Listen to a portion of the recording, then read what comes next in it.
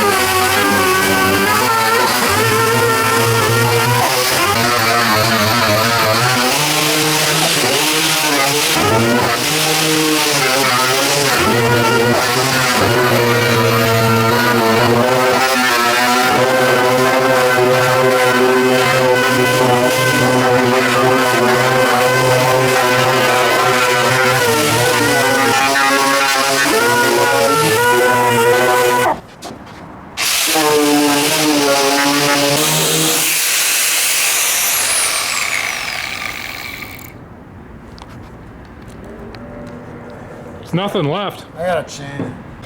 Because they're so soft. I got most of the black stuff off. That's like gum.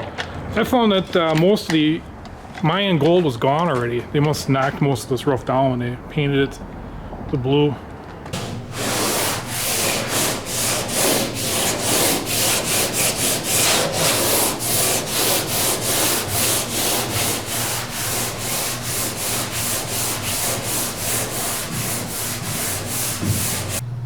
So if you make your work a little bit of a contest, I thought my tool was going to be way better because it wouldn't clog up, and he had to take time to change discs and everything, but mine wasn't getting it off. It was all gummy.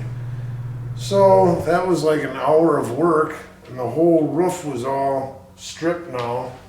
When I was knocking it down, I took that 36 grit and just took all the paint off.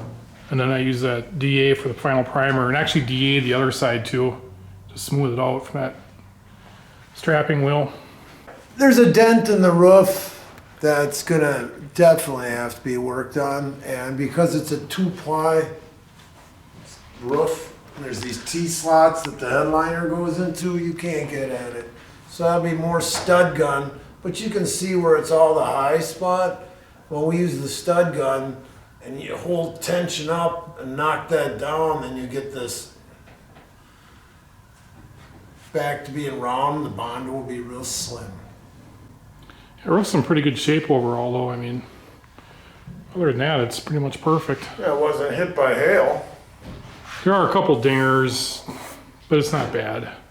When you get hail damage, I've seen guys that just took a torch and they warmed them up, and all of a sudden, boing! They pop back out. He blocked down that high build again.